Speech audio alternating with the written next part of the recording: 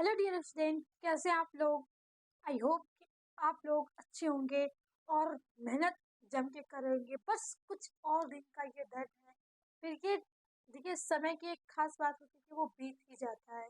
यानी ये जो हार्ड वर्क, आपका हार्ड टाइम चल रहा है कि देखिए, एक पॉइंट पे हमें ये एहसास होने लगता है कि सभी लोग अपनी लाइफ में कुछ और कर रहे हैं, इंजॉय कर रहे हैं, और हम लोग अपनी लाइफ में क्या कर रहे हैं। लेकिन आप ये सोच के खुद को डिमोटिवेट मत कीजिएगा, अपने रास्ते से भटकिएगा मत। अपने गोल को याद कीजिएगा कि बस कुछ और दिन की मेहनत है, फिर उसके बाद तो हमारा जो फ्यूचर होगा वो बहुत ही अच्छा होगा। अगर हमने इस समय हार्ड वर्क कर लिया तो आगे का जो हमारा फ्यूचर होगा वो गोल्डन फ्यूचर हो सकता है। तो आप सभी स्टूडेंट से यही रिक्वेस्ट है कि ये जो टाइम चल रहा है, जितना हो सके उतना हार्ड वर्क कर लो, अपना 100% दे लो। तो आज बिना टाइम वेस्ट किए हम फिर एक और चैप्टर का वन शॉट करने वाले हैं। और देखिए, आप एक पॉइंट याद रखिएगा कि इस टाइम आपको कोई हार्ड चैप्टर्स या आपने जिस चैप्टर को बिल्कुल भी टच नहीं किया उससे लेके बैठ नहीं जाना है। आपका जो भी ऐसा चैप्टर को जो आपको बिल्कुल नहीं समझ में आता, क्योंकि अगर आप उससे पढ़ने लगे ना तो आपका जो कॉन्फिडेंस होगा वो लो होने लगेगा, और कॉन्फिडेंस लो होगा तो भाई बहुत दिक्कत आ जाने वाली है। तो आपको जो चैप्टर अच्छे से आता हो और उसको अच्छे से रिवाइज करिएगा कि वहां से क्वेश्चन आ जाए तो छूटे ना। और बाकी अगर ये हो जाए तो फिर आपके पास टाइम बचे तो उन चैप्टर को भी एक बार आप रिवाइज कर लेंगे। तो बायो में तो नहीं लगता कि ऐसा कोई चैप्टर होगा कि बहुत ज्यादा हार्ड है जिसे हम पढ़ ही नहीं सकते। बायो में तो लगभग सभी ऐसे बहुत अच्छे हैं, कुछ है कि बहुत लर्निंग वाले हैं, तो लर्निंग वाले तो लर्निंग करनी ही पड़ेगी। और ये एक छोटा सा चैप्टर है, लेकिन इससे भी 1 से 2 क्वेश्चन आपको प्रत्येक ईयर मिलेंगे। हर बार नीट में इससे मिलते हैं, और ये चैप्टर डिलीटेड भी नहीं है, यानी ये चैप्टर आपको इस बार भी मिलेगा और यहाँ से क्वेश्चन एज इट इज फिर आएंगे। तो इससे थोड़ा लर्निंग है, लेकिन आपको अगर इसे वन शॉट में क्लियर कर लेते हो तो आपको सारी चीजें क्या हो जाएंगी, रिमाइंड हो जाएंगी। तो देखिए, इसमें चैप्टर है कि माइक्रोब्स इन ह्यूमन वेलफेयर। देखिए, वैसे तो हम बोलते हैं माइक्रोब्स जो हो गया हमारे बैक्टीरिया वायरसेस हमें क्या करते हैं, बीमार डालते हैं, हमें नुकसान पहुंचाते हैं, लेकिन सभी ऐसा नहीं होता। देखिए, हर एक चीज में ना एक निगेटिव पॉइंट होती है तो दूसरी पॉजिटिव पॉइंट भी होती है, चाहे वो कितनी हो, कितनी भी नकारात्मक क्यों ना, कितनी भी नेगेटिविटी क्यों ना भरी हो, उसमें कुछ ना कुछ तो पॉजिटिव चीज होंगी। तो वैसे ही सेम हमारे इस बायोलॉजी में भी है। ये माइक्रोब्स, अब उन माइक्रोब्स को हम पढ़ेंगे जो कि हमारे लाइफ के लिए बहुत इंपॉर्टेंट है और हर बार हम उनको यूज करते हैं। और देखिए, कहाँ कहाँ पे नहीं उनको यूज किया जाता है। तो आपको सबसे पहले ये फाइंड आउट करना है कि आखिर इसमें हमें क्या क्या चीजें पढ़नी है। तो देखिए, आपको इस 6 पॉइंट को पढ़ना है, और इस 6 पॉइंट को बहुत ही अच्छे डिटेल्स में पढ़ना है। सबसे मैं पहला जो आपके पास पॉइंट है, microbes in house hold product, यानी माइक्रोब्स का आपके घरेलू प्रोडक्ट्स में क्या, ये कैसे भूमिका निभा रहे हैं, कौन से हैं। फिर उसके बाद माइक्रोब्स इन इंडस्ट्रियल प्रोडक्शन। देखिए, हाउस होल्ड से नहीं, इंडस्ट्रियल इंडस्ट्रियल तक भी ये चला गया है, तो यानी इंडस्ट्रियल प्रोडक्शन पे भी। फिर माइक्रोब्स इन सीवेज ट्रीटमेंट, यानी ये हमारे प्रदूषण को भी कम करते हैं माइक्रोब्स, यानी हमारे जो वेस्ट वाटर्स होते हैं, जो दूषित वाटर होते हैं, पॉल्यूटेड वाटर होते हैं, उनको प्यूरिफिकेशन करने के लिए भी हमें यूज किया जाता है, तो वही सीवेज ट्रीटमेंट कहलाता है। फिर दूसरा, microbes in the production of biogas. Biogas के प्रोडक्शन में भी कौन यूज होता है, माइक्रोब्स यूज किए जाते हैं। फिर microbes as a bio control agents, यानी बायो कंट्रोल एजेंट्स भी हैं कि ये एजेंट की तरह भी कार्य करते हैं, उन्हें भी हम देखेंगे। फिर उसके बाद माइक्रोब्स इन बायो फर्टिलाइजर, यानी कुछ माइक्रोब्स जो होते हैं वो बायो फर्टिलाइजर के रूप में भी क्या किए जाते हैं, यूज किए जाते हैं। तो सबसे पहले हमें देखना है कि माइक्रोब्स इन ह्यूमन वेलफेयर, और इससे हम पूरे डिटेल में करते हैं। इन सभी को हम इतने अच्छे से, इतने एंजॉय वे से पढ़ेंगे ना कि आपको सारी चीजें याद होती चली जाएंगी। और ये भाई, ये हम दैनिक जीवन में हर एक चीजें यूज किए हैं, देखे हैं, तो बहुत इंटरेस्टिंग चैप्टर है ये। सबसे पहले आ जाओ भाई, दही कर्ड, किसको नहीं पसंद होगी। तो इसमें सबसे पहले जो माइक्रोब्स आएगा, लैक्टोबैसिलस, यानी माइक्रोब्स इन ह्यूमन वेलफेयर में। जब आपको कर्ड बनाना हो, भाई कर्ड सबको, दही बड़े तो सबकी पसंद होते हैं ना, तो दही तो बननी चाहिए। तो मिल्क तो मिल जाएगा, मिल्क से ही हमें मिल्क को कन्वर्ट करना होता है दही में, तो उसी के लिए हम किसको यूज करेंगे, माइक्रोब्स को यूज करेंगे। यानी सबसे पहला आपका जो हो गया लैक्टोबैसिलस हो गया, और ये काम क्या करता है, कर्ड,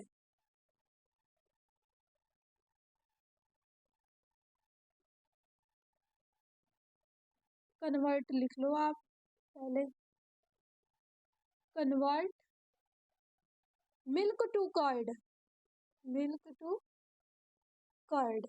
यानी ये क्या करेगा, आपका भी जो भी मिल्क होगा उसको किसमें कन्वर्ट कर देगा, ये मिल्क को कन्वर्ट कर देगा दही में। और कौन है वो, लैक्टोबैसिलस है।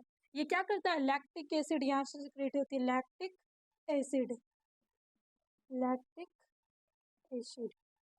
और ये एक प्रकार के क्या है, बैक्टीरिया है, बैक्टीरिया है। वैसे तो बैक्टीरिया हमारे लिए डिजीज कॉज करती है, लेकिन यहाँ पे क्या हुआ, बैक्टीरिया हमारे काम आ रही है भाई, तो यहाँ पे बैक्टीरिया ही लैक्टिक एसिड का फॉर्मेशन करती है।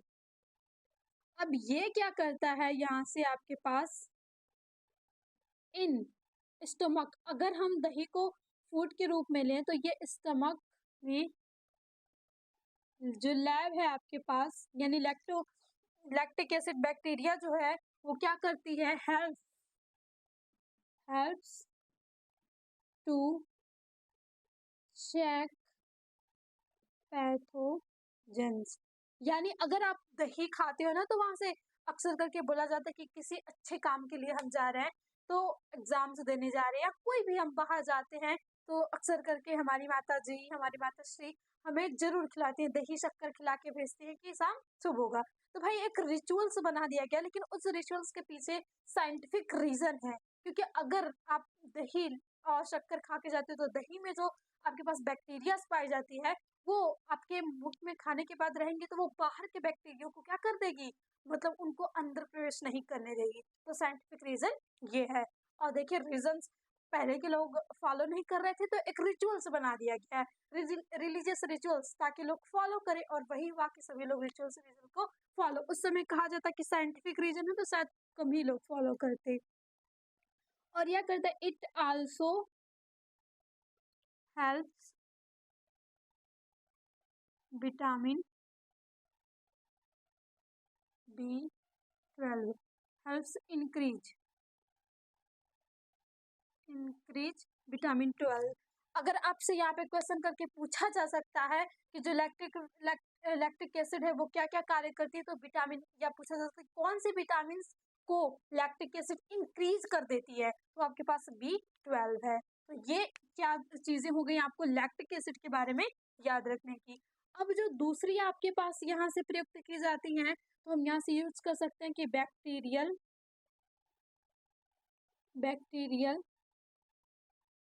फर्मेंटेशन,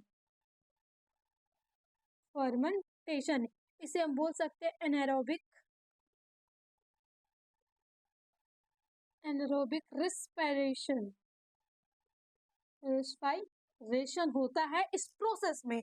अब हमें किसे नहीं पसंद होगी भाई, इडली डोसा सभी पसंद है, तो इडली डोसा भी तो तैयार किया जाता है माइक्रोब्स के अनुसार ही। तो यहाँ पे जो बैक्टीरियल फर्मेंटेशन के द्वारा ही क्या किया जाता है आपका, the puffed up appearance of dough is due to the production of carbon dioxide. और ये इसी से क्या बनता है, डोसा, इडली, ये सारी क्या चीजें होती हैं, आती हैं। मतलब कोई भी डो तैयार किया जाता है, जैसे ब्रेड्स बनाने के लिए, डोसा बनाने के लिए, इडली बनाने के लिए, तो वो डो बैक्टीरियल फर्मेंटेशन किया जाता है यहाँ से। और प्रोसेस कौन सी होती है, एनारोबिक रेस्पिरेशन द्वारा ये प्रोसेस होती है, बैक्टीरियल फर्मेंटेशन होता है। और ये बैक्टीरिया ही होते हैं, यहाँ पे एनारोबिक रेस्पिरेशन हो रही है, ऑक्सीजन की जरूरत नहीं है। तो जब ये एनारोबिक रेस्पिरेशन करते हैं, तो CO2 का फॉर्मेशन करती हैं ये आपके पास बैक्टीरिया, और वही CO2 गैस के कारण जो आपके पास डो होता है वो हल्का हो जाता है, पफ्ड हो जाता है, फूल जाता है, और इडली डोसा उसे आसानी से बना दिया जा सकता है। तो इसमें ऐसे क्वेश्चन करके आता है कि जो इडली हो गया, डोसा हो गया, इसमें से कौन सी गैस के निकलने की वजह से उसमें होल्स हो जाते हैं और कौन से गैस निकलने की वजह से ये पॉप्ड यानी फूल हो जाते हैं। तो आपके पास कौन सी है? Carbon dioxide. तो ये थी आपके पास हाउस होल्ड। एक आपके पास होता है बेकरिस्ट।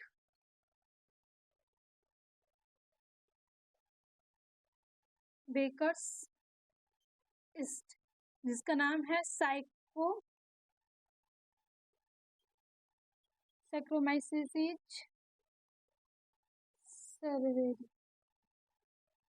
सर्वरी। अब ये भी क्या किया जाता है? यूज किया जाता है make the bread.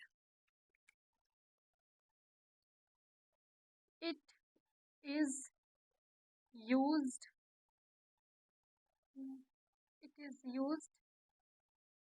Make bread by fermenting dough. तो यहाँ से एनारोबिक रेस्पिरेशन होता है, तो आपके पास इडली डोसा का पॉप से ऐड किया जाता है डो का। और दूसरा कि ब्रेकर्स इट्स जो होते हैं सैक्रोमाइसिस सर्वरीज, ये यूज की जाती है आपके पास ब्रेड का डो बनाने के लिए। यहाँ पे भी फर्मेंटेशन की क्रिया होती है, तो इनकी क्रिया को टाइम लगता है। तो जब भी आपके पास ये डो इडली का बनाया जाता है ना, तो उसके मतलब जब आटा यानी डो तैयार किया जाता है तो उसको थोड़ी देर के लिए रख दिया जाता है, या 12 घंटे या इसके लिए रख दिया जाता है, ताकि उसमें बैक्टीरिया फर्मेंटेशन करके उसमें कार्बन डाइऑक्साइड बनाए, छिद्र हो जाए, वो हल्का हो जाए और वो फूल जाए। तो यहाँ पे टाइम लगती है, तो इसीलिए कहा जाता है कि कुछ टाइम बना दो, फिर उसके बाद 12 घंटे बाद आप इसको यूज कर सकते हो। तो ये सारी बैक्टीरिया थी आपकी हाउस होल्ड में जो प्रयुक्त की जाती हैं। अब इतना आप स्क्रीनशॉट लो, फिर उसके बाद हम देखेंगे माइक्रोब्स इन इंडस्ट्रियल प्रोडक्शन। तो ये बहुत ही इंपॉर्टेंट है, इसको स्क्रीनशॉट ले लीजिए। फिर उसके बाद हम देखते हैं इंडस्ट्रियल में कौन कौन सी बैक्टीरिया जो कि प्रयुक्त होती हैं। इन सभी का देखिए, ये बहुत ही बेसिक चीजें हैं, लेकिन थोड़ा सा अगर आप रिपीट नहीं करोगे तो थोड़ी सी इसमें अगर भूले तो वहां पे बहुत मिस्टेक हो सकती है, क्योंकि इसमें से बहुत एग्जैक्ट, बहुत सटीक क्वेश्चंस आते हैं, तो आपको एकदम अच्छे से तैयार है तभी आप वहां पे आंसर कर सकते हो। तो ये था आपके पास हाउस होल्ड प्रोडक्शन। अब हम करते हैं इंडस्ट्रियल प्रोडक्शन।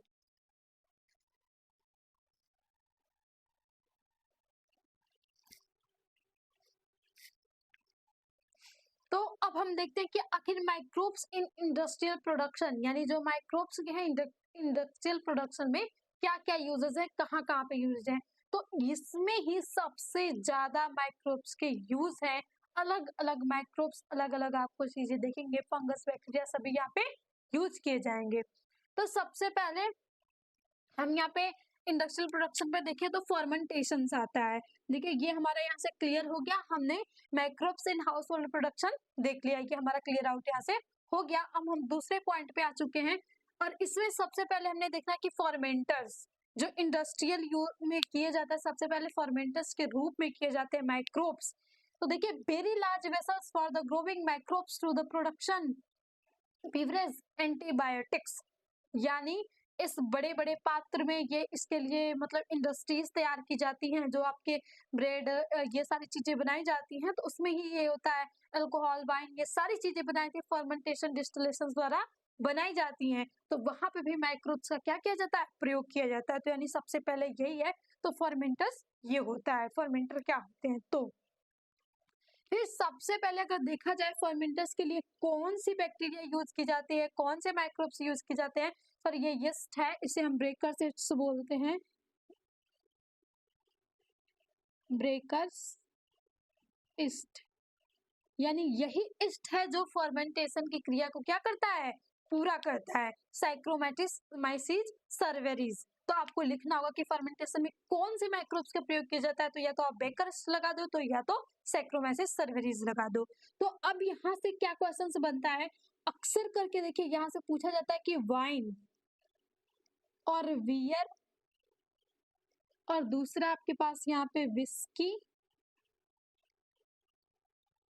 ब्रांडी एंड रम, यही सब आपके पास फर्मेंटर द्वारा तैयार किए जा रहे हैं। तो अब इसमें क्या होता है, ये जो वाइन और बियर होता है, ये विदाउट डिस्टिलेशन किया जाता है। डिस्टिलेशन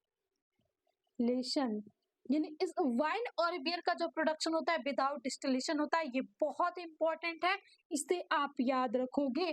पूछा जाता है कि इनमें से मान लीजिए इन फॉलोइंग में से मतलब कौन से जो है जो विदाउट फॉर्मेंट डिस्टिलेशन तैयार किए जाते हैं, तो वाइन और बियर है। तो इसमें से कोई एक नाम दे सकता है आपके पास, या तो दोनों दे दे।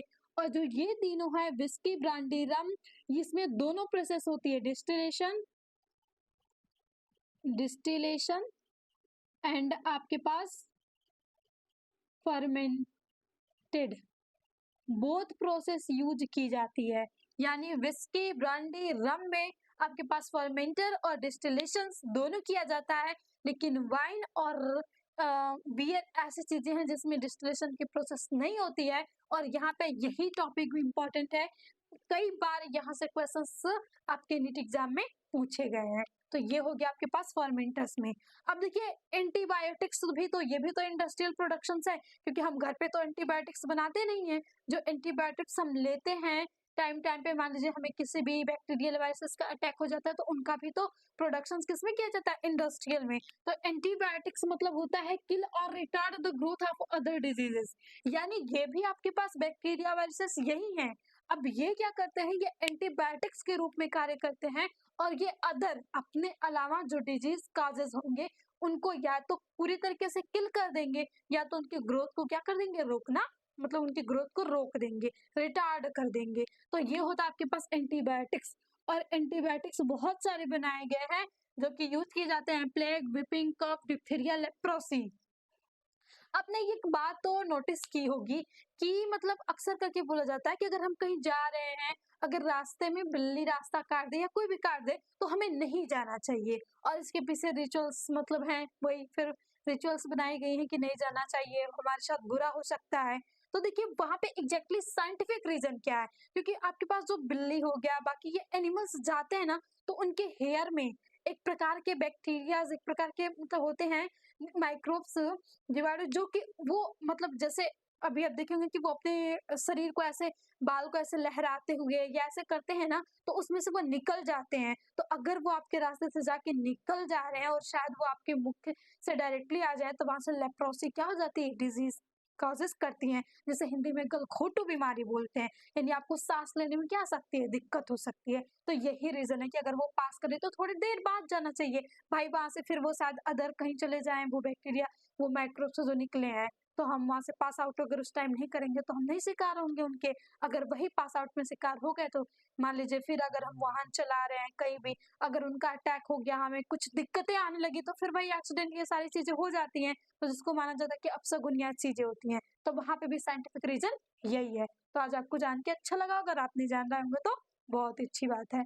अब देखिए जो सबसे पहले आपके पास बनाया गया था एंटीबायोटिक्स, वो पेनिसिलियम नोटेटम से पेनिसिलिन बनाया गया था।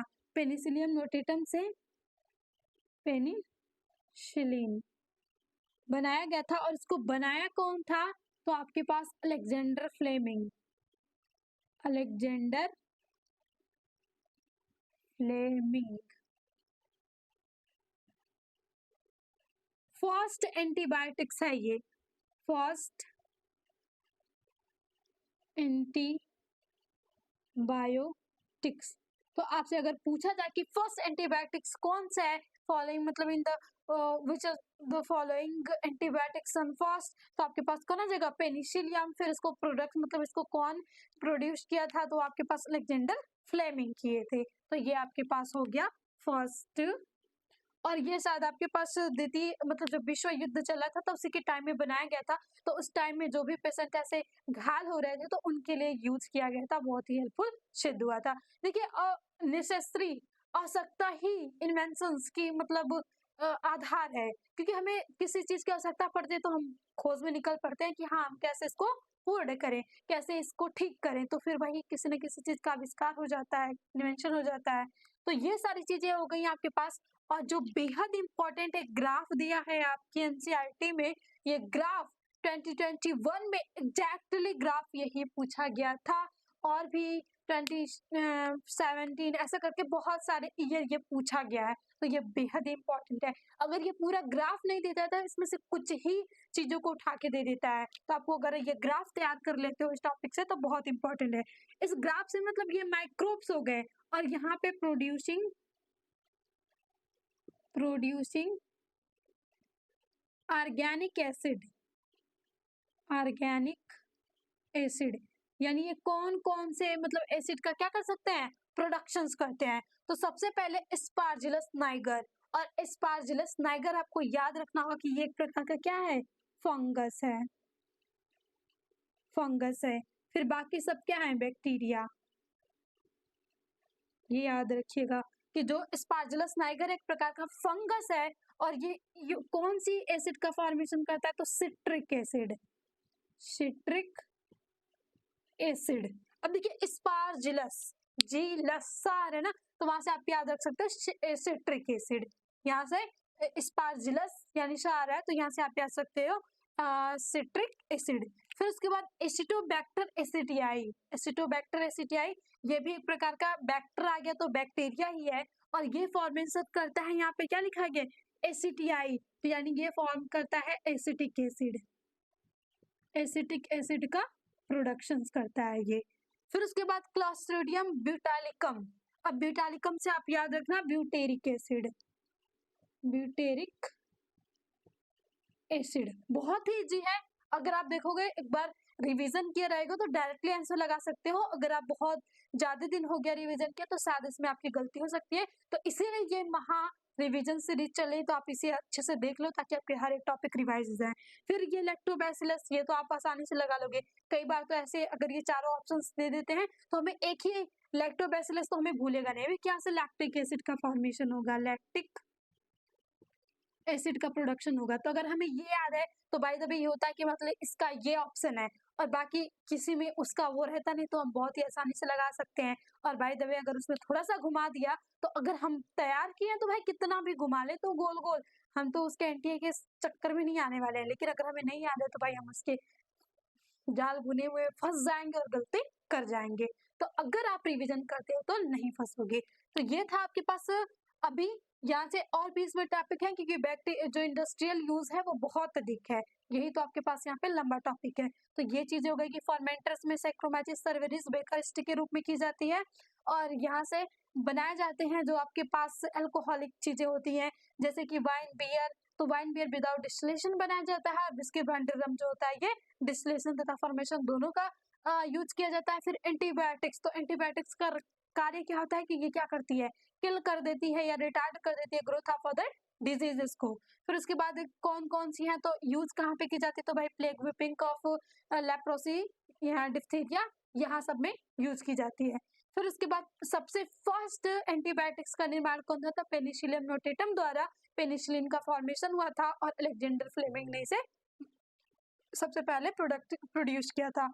और ये है आपके पास ग्राफ कि ये कौन कौन से एसिड का प्रोडक्शन करते हैं। ऑर्गेनिक एसिड है सबसे पहले आपके पास एस्पार्जिलस नाइगर, एस्पार्जिलस यानी एसिटिक, सिट्रिक यानी स से सिट्रिक, और एस्पार्जिलस यानी स पे खत्म हो रहा है तो सिट्रिक एसिड। फिर यहाँ से एसिटोबैक्टर एसिटियाई, तो एसिटोबैक्टर एसिटियाई आ रहा है, तो एसिटियाई से आप याद रखोगे एसिटिक एसिड।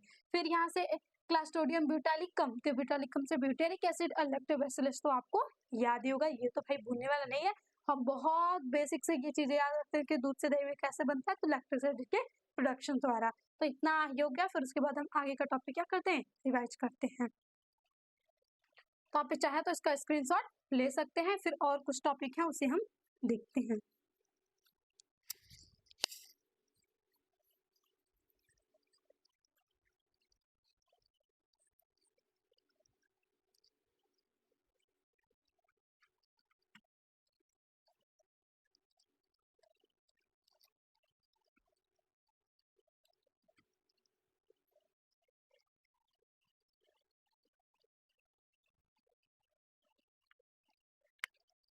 अब यहाँ से कुछ एंजाइम है,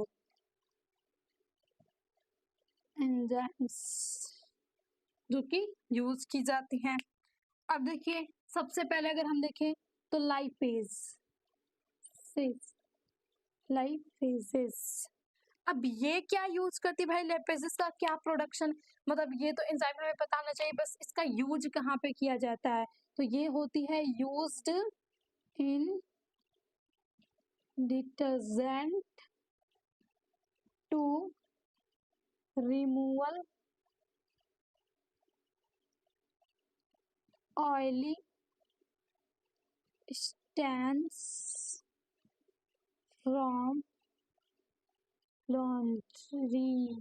यानी ये लाइपेजेस जो एंजाइम्स होती है, फैट, मतलब इसमें ये फैट सॉल्यू मतलब लाइपेजेस है ना, जो फैट का क्या करती है, उसको मतलब डाइजेस्ट करती है एक प्रकार की, अगर हम अपने बॉडीज में देखें। लेकिन यहाँ पे यूज जो इंडस्ट्रियल में किया जा रहा है, हम इंडस्ट्री में पढ़ रहे हैं, अपने अंदर तो पढ़ नहीं रहे हैं। अब एंटीबायोटिक्स हमने पढ़ लिया, इंडस्ट्रियल में है तो ये चीजें बनाई जाती हैं, जैसे कि डिटर्जेंट्स में यूज की जाती है कि अगर हमारे कपड़े पे ऑयल गिर जाए, कोई स्टैंड लग जाए, तो उसे साफ करने में ये लाइपेज एंजाइम्स क्या करती है, हेल्प करती है। तो याद रखिएगा भाई, ऑयल गिरा, आप खाना खा रहे थे, ऑयल गिर गया, तो मम्मी सफाई किससे करते हैं, डिटर्जेंट से। उसमें क्या होता है, डिटर्जेंट में लाइपेज एंजाइम्स प्रयुक्त की जाती है, जिसके कारण वो क्या करती है, क्लीन कर देती है। अब दूसरी आपके पास है यहाँ से पैक्टिनेज जिस and proteases.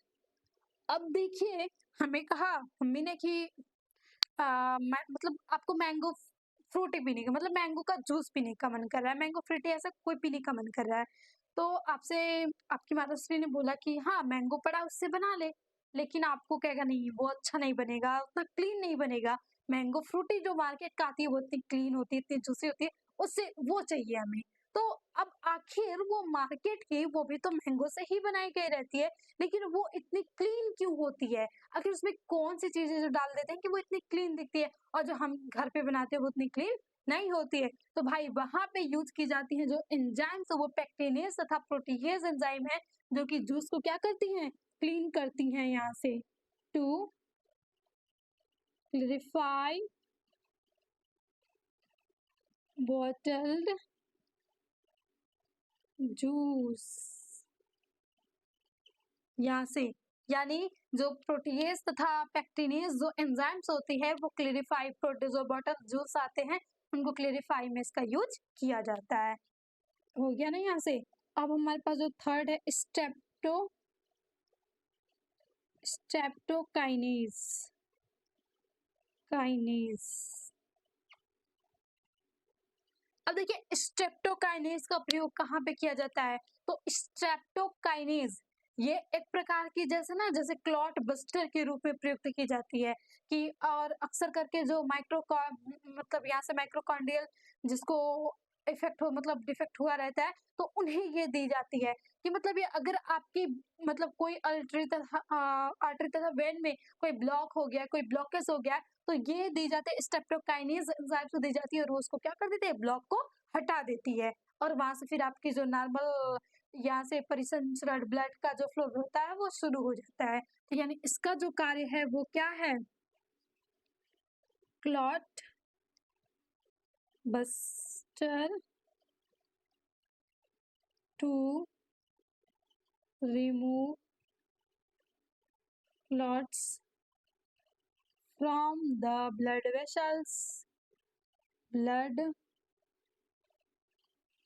vessels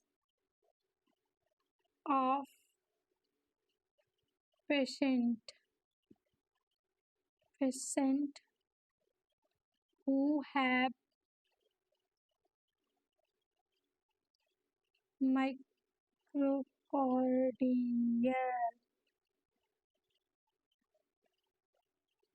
infection.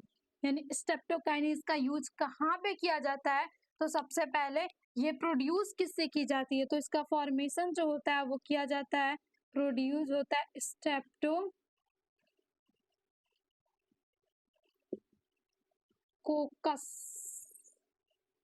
Streptococcus से बनी एंजाइम स्ट्रेप्टोकाइनेज, और स्ट्रेप्टोकाइनेज बन गई तो उसका जो यूज किया गया, वो यूज किया गया क्लॉट बस्टर के रूप में। यानी ये आपसे जहां पे भी अगर कोई माइक्रोकार्डियल इन्फेक्शन वाला, अगर आप डॉक्टर बन गए, और कोई ऐसा पेशेंट, मान लीजिए आप हार्ट के डॉक्टर बन गए, तो कोई पेशेंट आया और उसको माइक्रोकार्डियल इन्फेक्शन है, तो आपको अब वहाँ से आपको उस समय तो आप ट्रेनिंग ले चुके होगे तो पता होगा, तो आप जो चीज़ यूज़ करोगे, अभी से डॉक्टर वाली फीलिंग आनी चाहिए पूरी। तो यानी स्ट्रेप्टोकाइनेस एंजाइम्स आप लगाओगे और उसका जो इन्फेक्शन हो क्या हो जाएगा, ठीक हो जाएगा। यानी क्लॉट बस्टर के कारण हुआ रहेगा, तो क्लॉट बस्टर हट जाएगा, क्लॉट हट जाएँगे आपके ब्लड वेसल से और वो पेशेंट भी ठीक हो जाएगा और वो फिर आपको खूब ढेर सारा आशीर्वाद देके जाएगा। भाई डॉक्टर्स बहुत ही अच्छी एक जर्नी होते हैं, यहाँ पे बहुत लोगों की दुआएँ मिलती हैं, क्योंकि एक गॉड का दर्जा दिया जाता है यहाँ पे। अब दूसरी जो एंजाइम है वो है साइक्लोस्पोरिन ए, बेहद ही इम्पोर्टेंट है, स्टार मार्क लगा लो, कई बार ये पूछा गया है। साइक्लोस्पोरिन ए फॉर्म किससे होता है और इसका यूज कहाँ पे किया जाता है? तो सबसे पहले ये प्रोड्यूस कहाँ पे होता है? प्रोड्यूस, तो ये प्रोड्यूस होता है ट्राइकोडर्मा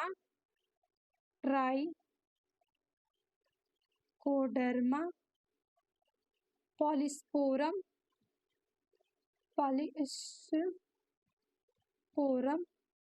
और ये एक प्रकार का क्या है? Trichoderma polysporum fungus. ये भी याद रखते चलना, इसमें से छोटे-छोटे टॉपिक है लेकिन बहुत इंपॉर्टेंट है। अब इसका यूज कहाँ पे किया जाता है भाई? यूज्ड कहाँ पे किया जाता है? तो ये इम्यूनोसेसिव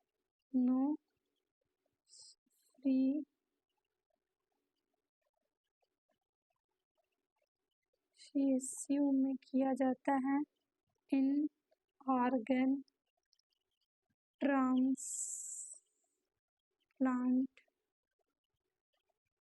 पेशेंट्स, यानी इसका यूज किया जाता है इम्यूनोसफिशिएंसी। ये एक प्रकार का है कि मतलब आपको ऑर्गन ट्रांसप्लांट करना है, मान लीजिए आ गया कोई, मतलब उसकी किडनी खराब हो चुकी है, उसकी कोई पेशेंट ऐसा है कि बहुत सारी अल्कोहल लेके उसने अपनी किडनी कर दी है डिस्ट्रॉय, अब वो चाहता है सर्वाइव करना, जीना चाहता है, तो भाई किडनी ट्रांसप्लांट की जाएगी तभी वो जी सकता है।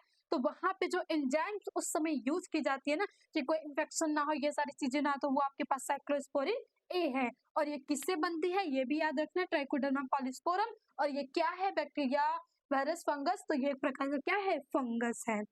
अब लास्ट आपके पास स्टैटिन्स।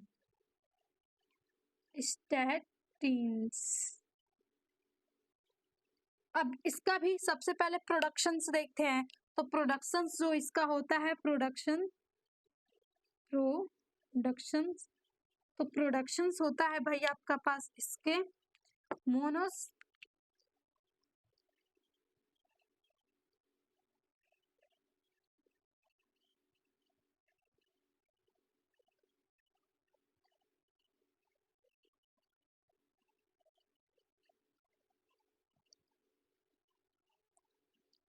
ये मोनोस दूसरा स्टैटिन। तो इसका जो प्रोडक्शंस होता है भाई, प्रोडक्शन होता है मोनोस्पस परप्यूरियस। और ये प्रकार का क्या है? एक प्रकार का ये स्टेम मोनस्कस परप्यूरियस, ये याद रखिएगा। और ये क्या है? एक प्रकार का इस्ट है। और इसका यूज कहाँ पे किया जाता है? Used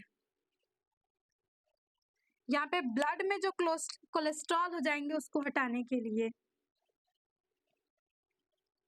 blood cholesterol lowering. यानी यहाँ से जो यहाँ से स्टैटिनेज जो होता है, एक प्रकार का एंजाइम है, स्टैटिनेज एंजाइम्स है। तो इसका जो प्रोडक्शन होता है मोलास्कस परप्यूरियस द्वारा होता है। और ये एक प्रकार का ईस्ट है। और इसका यूज किया जाता है आपके पास ब्लड में, अगर बहुत ज्यादा कोलेस्ट्रॉल हो गया तो भाई उसको लोअर, उसको कम करने के लिए जो एंजाइम प्रयुक्त की जाती है वही है आपके पास स्टैटिनेज। तो ये था आपके पास पूरे एंजाइम्स। पहले हमने इसमें फर्मेंटर के रूप में कौन से प्रयुक्त किए जाते हैं वो देखे, फिर हमने एंटीबायोटिक्स बनाए, फिर कौन से माइक्रोब्स होते हैं, किस प्रकार के एसिड का फॉर्मेशन करते हैं, फिर उसके बाद हमने सारे एंजाइम्स को देख लिया। सबसे पहले आपके पास लाइपेज, तो लाइपेज का यूज कहाँ पे किया जाता है? तो लॉन्ड्री में किया जाता है, कपड़े को, क्लॉथ को साफ करने के लिए अगर वो ऑयली है तो। फिर उसके बाद यहाँ से पेक्टिनेज तथा प्रोटीज, भाई हमें घर का जूस अच्छा नहीं लगता क्योंकि उतना वो क्लीन नहीं होता है, हमें जो बॉटल्स वाले जूस आते हैं वो क्लीन दिखते हैं, तो उनके पीछे का हम पढ़े हैं, बायो पढ़े हैं, केमिस्ट्री पढ़े, तो हम उनके पीछे का रीजन ढूंढने लगेंगे पीने से पहले कि आखिर ये इतना क्लीन क्यों है, तो हमें मिल जाएगा पेक्टिनेज तथा प्रोटीएज है जो इसको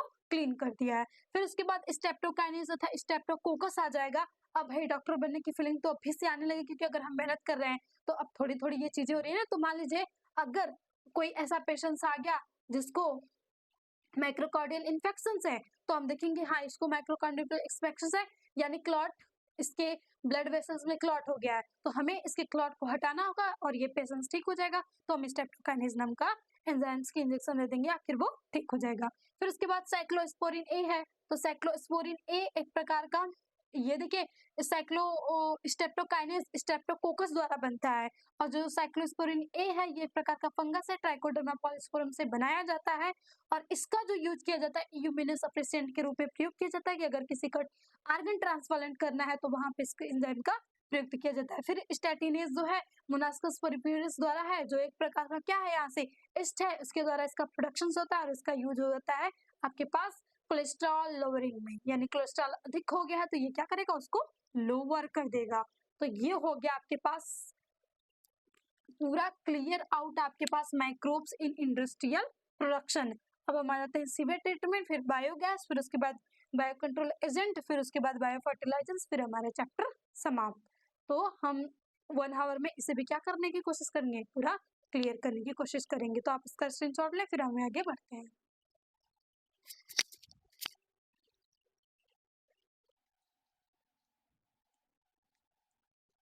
तो हमने दो microbes in house hold production, microbe in industrial production, industrial में जो कि बहुत ज्यादा लेनी था ये खत्म हो चुका है।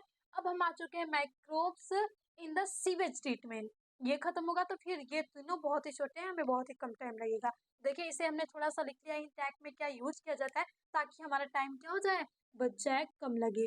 तो इसमें देखिए सीवेज ट्रीटमेंट प्लांट, यानी आपके पास जो सीवेज ट्रीटमेंट किया जाता है तो किसका किया जाता है, तो जो आपके पास यहाँ से हाउस होल्ड्स मतलब पॉल्यूटेड वाटर्स होते हैं, उन्हीं को क्या करना होता है, प्यूरिफाई करना होता है। जो भी इंडस्ट्रियल सारी चीजें हैं, मतलब पॉल्यूटेड जो आपके पास होता है वाटर, उन्हीं को प्यूरिफाई करना है थोड़ा सा, कि उनके जो क्या मतलब पॉल्यूशन है उसको हम थोड़ा सा लेस कर सके, लेस पॉल्यूशन बना सके, ताकि उसका हम यूज मतलब खेतों की सिंचाई मतलब ये सारी चीजों में प्रयोग किया जा सके।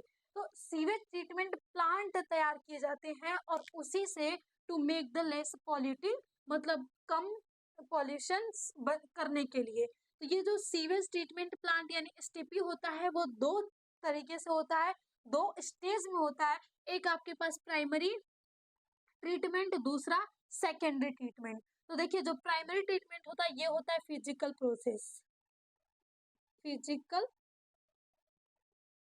प्रोसेसेस, यानी यहाँ पे क्या होता है ना, जैसे कि हमारे पास वाटर में मतलब प्लास्टिक पॉलीथीन ये मतलब जो बड़े बड़े चीजें होती हैं उनको हम छान के निकाल लेते हैं।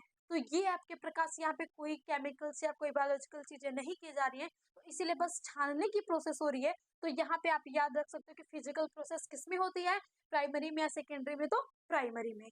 अब यहाँ से जो इफिलेंट निकलता है उसको हम प्राइमरी इफिलेंट कहते हैं। अब इसको हम बेचते हैं सेकेंडरी ट्रीटमेंट में करने के लिए, और सेकेंडरी ट्रीटमेंट को हम एक और नाम से जानते हैं, बायोलॉजिकल ट्रीटमेंट। ट्रीटमेंट, देखिए ये नाम जानना बहुत ही महत्वपूर्ण है, कभी यही पूछ सकता है कि बायोलॉजिकल ट्रीटमेंट किसे किस में होता है, तो आपके पास सेकेंडरी ट्रीटमेंट में होता है। अब देखिए जो आपके पास छनी हुई वाटर में आया है, अब उसमें जो इम्प्योरिटी है वो अलग अलग गैस और अलग अलग चीजों अलग अलग कार्बनिक पदार्थों के रूप में है, तो उन्हें हमें दूर करने के लिए सबसे पहले प्राइमरी इफ्लुएंट जो होगा, ये प्राइमरी ट्रीटमेंट करने के बाद जो चीजें हमें मिलेगी वो प्राइमरी इन्फ्लुएंट होंगी। अब इसको हम किस टैंक में डालेंगे, एग्रिएशन टैंक में डालेंगे। एरिएशन टैंक में सबसे, ये पूरी स्टेप आपको याद रखना है स्टेप बाय स्टेप, क्योंकि यहाँ से क्वेश्चंस बनते हैं। तो सबसे पहले प्राइमरी इन्फ्लुएंट को हमने एरिएशन टैंक में डाला, फिर उसके बाद यहाँ से आ जाता है आपके पास कंस्टेशन एगेशन एगेस्टेशन। अब यहाँ से आपके पास आ जाएगा growth of aerobic microbes in flocks, यानी आपके पास एरिएशन टैंक, फिर उसके बाद यहाँ से कांस्टेंट एगेशन आया। अब इसके बाद जिसमें जाएगा वहां पे ग्रोथ होगी एनारोबिक माइक्रोब्स की, उन जो भी आपके पास इफ्लुएंट फ्लॉक आया उसमें जब ये माइक्रोब्स ग्रोथ करेंगे तो यही जो होंगे ना डिकम्पोज करेंगे और वहां से फिर उसके बाद प्यूरिफाई यही करेंगे, यानी consume the organic matter in the influent. अब इनकी जब ग्रोथ होगी तो ये कंज्यूम करना शुरू कर देंगे जितने भी ऑर्गेनिक मैटर होंगे। अब ये जब ऑर्गेनिक मैटर जहाँ से कंज्यूम होंगे तो ये इन्फ्लुएंट अब आपके पास reduce the board of the influent. अब बीओडी का मतलब क्या होता है, तो बीओडी का मतलब होता है कि मेजरमेंट द ऑक्सीजन डिमांड। यहाँ पे बायोलॉजिकल ऑक्सीजन डिमांड इसका फुल फॉर्म होता है, यानी major of the organic matter in the floc. जिसमें जितने भी फ्लॉक में ऑर्गेनिक मैटर होंगे उसी को कहा जाता है, उसमें देखा जाएगा ना कि ऑक्सीजन की मात्रा कितनी है, उसको मेजर किया जाएगा। क्योंकि ये जो आपके पास ऑर्गेनिक मैटर को कंज्यूम करेंगे तो वहां पे आपके ऑक्सीजन लगेंगे। फिर उसके बाद अब इसको बॉड जब रिड्यूस हो जाएगा, तो बॉड मतलब बॉड रिड्यूस हो जाएगा बीओडी, तो उसको हम डाल देंगे सेटलिंग टैंक में। अब सेटलिंग टैंक में जब हम डालेंगे तो यहाँ पर सेडिमेंटेशन होगा ऑफ द फ्लॉक टू, यहाँ से फर्मेंट फ्रॉम एक्टिवेटेड स्लज, यानी यहाँ से सेडिमेंट्री से अब जब फ्लॉक डालेंगे तो यहाँ से फिर फ्लॉक किस में जाएगा, एक्टिवेटेड स्लज बन जाएगा। और एक्टिवेटेड स्लज को फिर हम डालेंगे यहाँ से एनारोबिक स्लज डाइजेस्ट। अब एनारोबिक स्लज डाइजेस्ट वर्ड आ गया, तो यहाँ पे फिर बैक्टीरिया और फंगस होंगे जो कि एनारोबिक प्रोसेस करके उसमें जो भी चीजें होंगी उसको डाइजेस्ट करेंगे। और जब ये डाइजेस्ट की प्रोसेस होगी तो यहाँ पे कुछ गैसें प्रोड्यूस होंगी, जैसे कि आपके पास मेथेन हो गया, और यहाँ से आप H2 लिख सकते हो।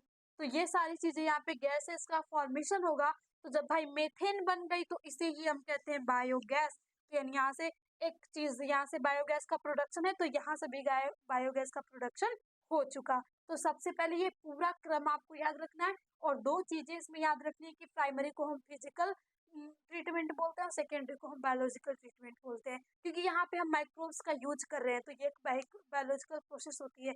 यहाँ पे माइक्रोब्स अपना मतलब प्रोसेस करेंगे, एनारोबिक रेस्पिरेशंस करेंगे और उसके द्वारा वो कार्बनिक जितने भी कंपाउंड होते हैं उनको डाइजेस्ट करेंगे, और जब डाइजेस्ट करेंगे तो बायोगैस का फॉर्मेशन होगा।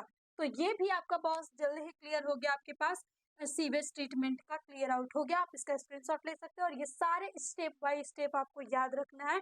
और इसमें से मान लीजिए प्राइमरी सिलेंडर को सबसे पहले एरेशन टैंक में जलाता है, ये इंपॉर्टेंट हो गया। फिर उसके बाद यहाँ से रिड्यूस, जब आपकी बीओडी रिड्यूस हो जाती है तब उसको किस टैंक में डाला जाता है, तो सेटलिंग टैंक। मेन आपको थोड़ा सा पॉइंट यहाँ पे याद रखना है। फिर सेटलिंग टैंक से फिर उसको एक्टिवेटेड स्लज को, एक्टिवेटेड स्लज को फिर आपके डाला जाता है एनारोबिक स्लज डाइजेस्ट की जाते हैं और यहाँ पे बैक्टीरिया फंगस यूज किया जाता है, फिर बायोगैस का क्या होता है, फॉर्मेशन हो जाता है। तो ये हो गया आपके पास सीवेज ट्रीटमेंट माइक्रोब्स। यहाँ भी हमने बैक्टीरिया और फंजाई का यूज कर ही दिया। अब हम आ जाते हैं अपने चौथे पॉइंट पे कि बायो प्रोडक्शन कैसे होगा। ये बहुत ही शॉर्ट है, उसको हम देख लेते हैं, आप इसका स्क्रीनशॉट ले लो।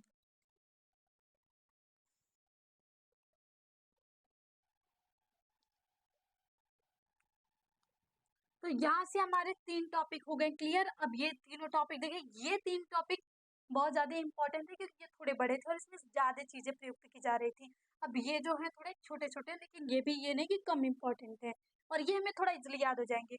अब देखिए microbes in the production of biogas, जो बायोगैस का प्रोडक्शन हो रहा है, अभी हमने देखा कि ट्रीटमेंट में बायोगैस प्रयुक्त हो रहा है तो वहाँ पे माइक्रोब्स यूज किए जाते हैं। तो यहाँ पे बायोगैस का मतलब होता है कि जो बायोगैस हम किसे बोलते हैं, तो मिक्सचर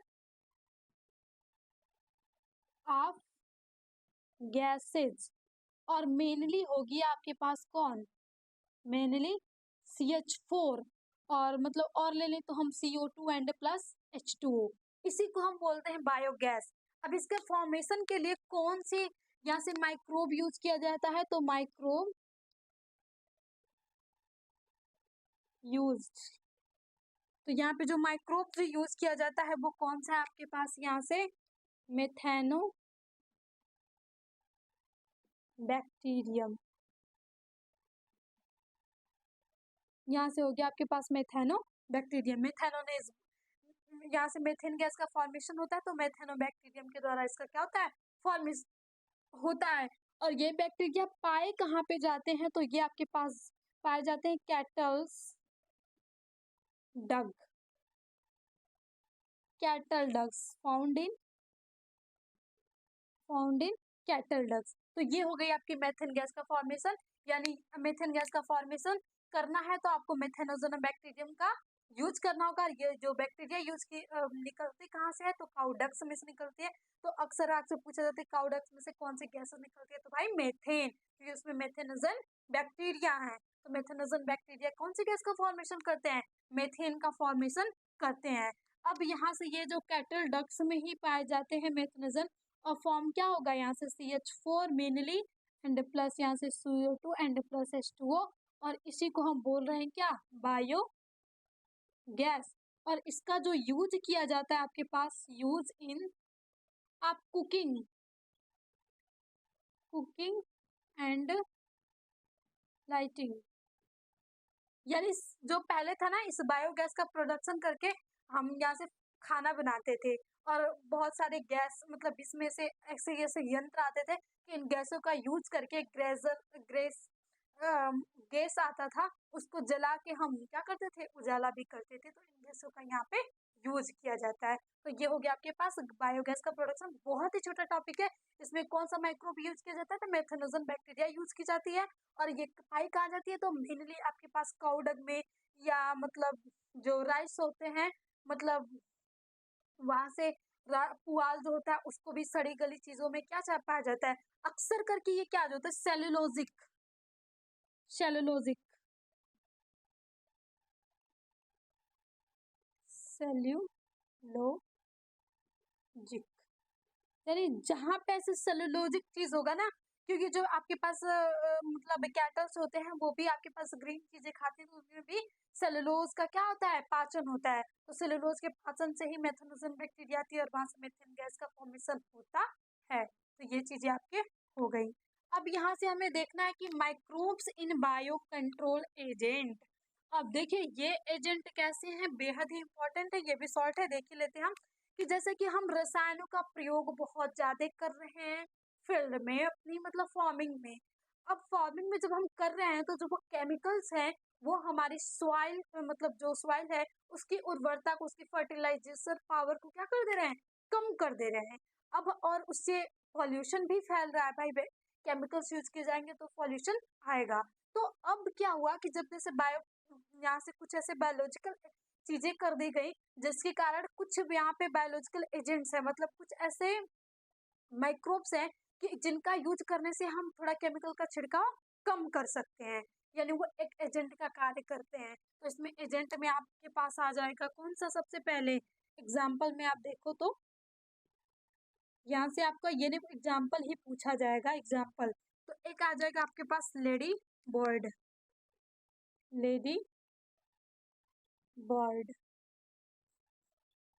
अब लेडी बर्ड क्या करती है भाई, क्या करेगी ये, ऐसा कि हम इसको बायोलॉजिकल एजेंट बोल दिए, तो ये क्या करती है, to get rid of aphids dragon fly.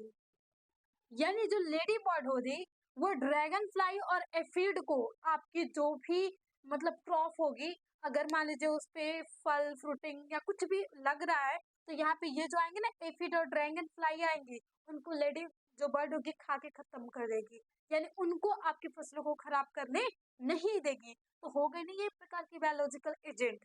तो ये आपको याद रखना है। और दूसरा चीज है इसमें जो कि बेहद ही इंपॉर्टेंट है, ये होता है बैसिलस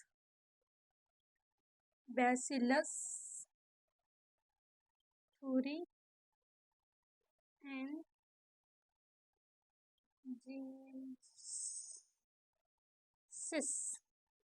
जिसे हम शॉर्ट फॉर्म में बीटी भी बोलते हैं, बैसिलस थूरिएंसिस। अब ये भी क्या करता है, अक्सर करके यहाँ से बीटी कॉटन, बीटी बैगन का फॉर्मेशन किया गया है। तो ये भी क्या करता है, to control butterfly caterpillars. यानी जो बीटी एक प्रकार के आपके पास बैक्टीरिया है, बैसिलस थूरिएंसिस। अब इस बैक्टीरिया को प्लांट में जैसे प्लांटों में क्या कर दिया गया है, इनके मतलब प्लांट के जीन में ट्रांसप्लांट कर दिया गया है। अब ये बैक्टीरिया उस प्लांट के जीन में है, और जैसे ही उस प्लांट की पत्तियों को या किसी फ्लावर्स को या आपके पास बटरफ्लाई और कैटरपिलर आके खाएंगे, तो उनकी ग्रंथियों में से एक टॉक्सिन का सिक्रीशन होगा और ये एक पॉइजन का काम करने लगेगा, केवल उनके लिए, केवल आपके पास बटरफ्लाई और कैटरपिलर के लिए। वहां पे वो एक टॉक्सिक हो जाता है और उनकी जो गॉल ब्लैडर होती है वो क्या हो जाती है, फट, मतलब ग्रंथि होती है जो वहां से वो क्या हो जाती है, फट जाती है, जिसके कारण उनकी मृत्यु हो जाती है। भाई एक दो लोग मरेंगे तो फिर क्यों जाएगा दूसरा कोई खाने, जब जान रहा है कि आगे खतरा है तो हम आगे जाएंगे क्यों। तो यहाँ से इसकी भी क्या हो गई, फसल की सुरक्षा हो गई। तो यानी ये भी आपके पास दोनों बायोलॉजिकल एजेंट हो गए। यानी मेन रूप से बायोलॉजिकल एजेंट का कार्य, बायो कंट्रोल एजेंट का काम यही है कि ये केमिकल्स जो भी छिड़काव होते हैं उनको कम करेगी और हमारी क्रॉप को बचाएगी भी। तो ये था आपके पास कंट्रोलिंग, मतलब पेस्ट जो होता है, कंट्रोल द केमिकल पेस्ट, इनको कम कर रही है, और बायोलॉजिकल तरीके से हम क्या कर रहे हैं, अपनी क्रॉप को बचा ले रहे हैं। तो दो टॉपिक हमारे क्लियर हो गए। अब हम आ जाते हैं माइक्रोब्स एज बायो फर्टिलाइजेशन। तो आप अगर इसका स्क्रीनशॉट लेना, ये तो बहुत ईजी, आपको तो याद ही हो गया, अगर लेना तो आप ले सकते हैं। फिर हम अगले स्लाइड पे मूव करते हैं।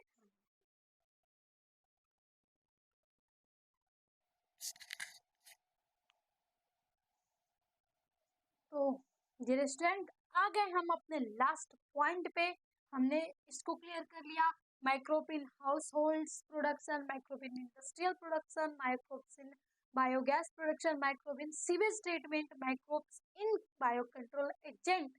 अब लास्ट टॉपिक हमें बचा है कि bio control microbes as a bio fertilizers, यानी कुछ माइक्रोब्स हैं जिनको हम यूज कर रहे हैं बायो फर्टिलाइजर्स के रूप में।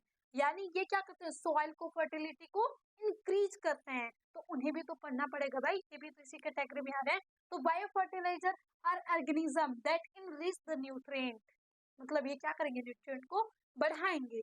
अब इसमें सबसे पहले आता है आपके पास राइजोबियम। तो अब देखते हैं कि आखिर राइजोबियम का कार्य क्या होता है। तो यहाँ से जो राइजोबियम होता है ये आपको देखने को मिल जाता है किसमें, in sheen in the root of leguminosae, leguminous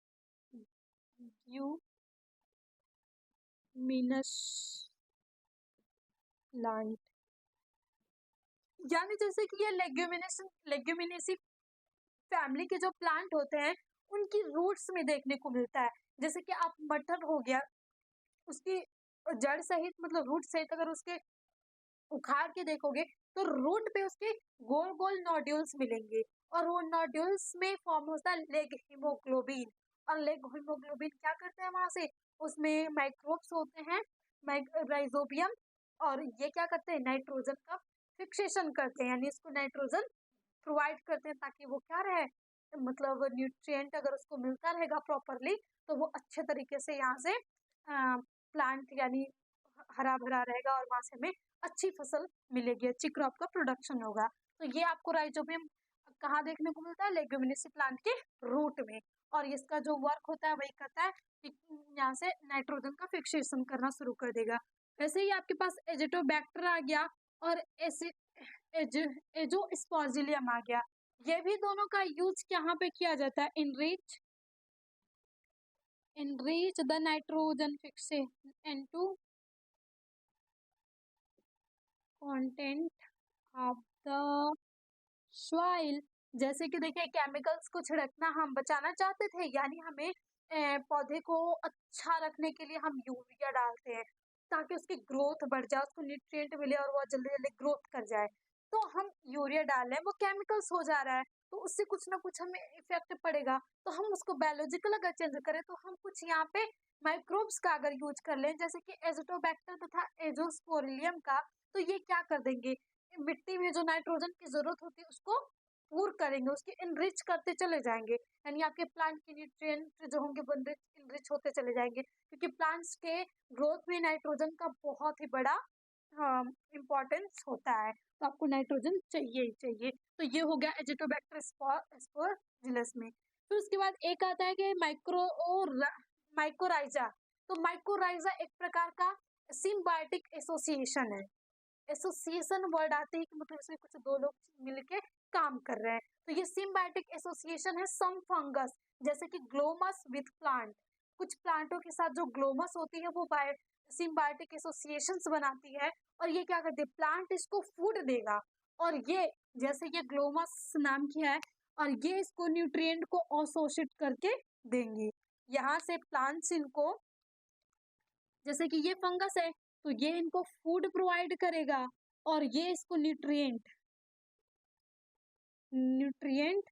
plus H2O मतलब अधिक मात्रा में प्रोवाइड करेंगी। तो इन दोनों का क्या हो जाता है, सिम्बायोसिस एसोसिएशन हो जाता है। तो गेट द फूड ही मतलब ये क्या होता है, मतलब ये फूड से इनसे ये प्रकाश संश्लेषण की क्रिया करेगा, फोटोसिंथेसिस का, और इन्हें फूड प्रोवाइड करेगा, क्योंकि ये फूड तो बना नहीं सकते, वही फंगस है। अब उसके बाद साइनोबैक्टीरिया, जो कि इम्पोर्टेंट है यहाँ से ये भी। तो साइनोबैक्टीरिया का अगर एग्जांपल देखें, क्योंकि ये ब्लू ग्रीन एल्गी है, ब्लू ग्रीन एल्गी है, तो इसमें कौन आता है, एनेमिना नॉसिस्टक ऑस्टिलेटोरिया, ये आपके पास एग्जांपल हो गए। तो इनका ये तो एग्जांपल होगा कि साइनोबैक्टीरिया के एग्जांपल पूछे तो एनेमिना नॉसिस्टक ऑस्टिलेरिया आप लिख दोगे। अब इनका जो कार्य होता है ये कहाँ पे पाया जाता है, इन पैडी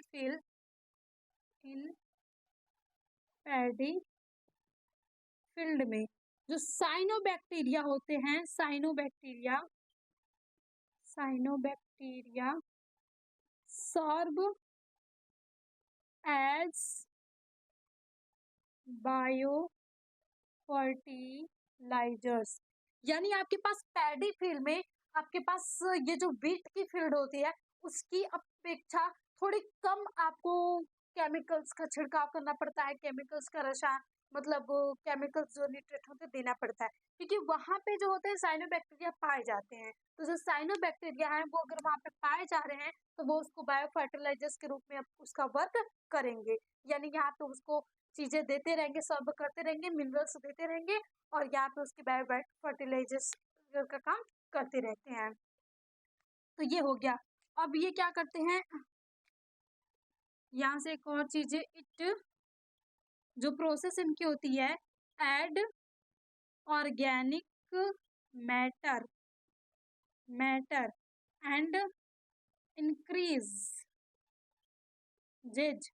सॉइल फर्टिलिटी, यानी ले दे के फर्टिलिटी, यानी आपको क्या करना था, सॉइल की फर्टिलिटी को इंक्रीज करना था। तो ये सभी क्या कर रहे हैं, सॉइल की फर्टिलिटी को इंक्रीज ही कर रहे हैं। साइनोबैक्टीरिया भी होती है वो ऑर्गेनिक मैटर एंड को इसको सर्व करेगी, इसको क्या करेगी, ऐड करती चली जाएगी उसमें ऑर्गेनिक मैटर को। तो हमें बाहर से यूरिया, ये क्योंकि यूरिया भी तो एक ऑर्गेनिक मैटर है जिसको हम डालते हैं ताकि हमारी जो क्रॉप हो बहुत अच्छी हो, तो हम अगर उसको नहीं डालते हैं तब भी पैडी फील्ड में साइनोबैक्टीरिया इसका काम कर जाती है, यानी जो होते हैं आपके पास माइक्रोब्स इन बायो फर्टिलाइजर्स के रूप में यहाँ पे वर्क कर रहे हैं। तो ये हो गया आपके पास पूरी चीजें, आपके पूरे माइक्रोब्स इन ह्यूमन वेलफेयर में सारी चीजें क्या हो गई, कंप्लीट हो गई। तो अगर आपको ये सेशंस हेल्पफुल लगे तो प्लीज फ्रेंड्स अपने दोस्तों को भी सेंड कर दीजिएगा ताकि उनकी भी हो सके हेल्प, क्योंकि ये जो 25 लाख एस्पिरेंट्स हैं सभी एक अच्छी कोचिंग एफर्ट नहीं कर सकते, तो उन्हें अगर आप शेयर करोगे तो उनकी बहुत हेल्प होगी,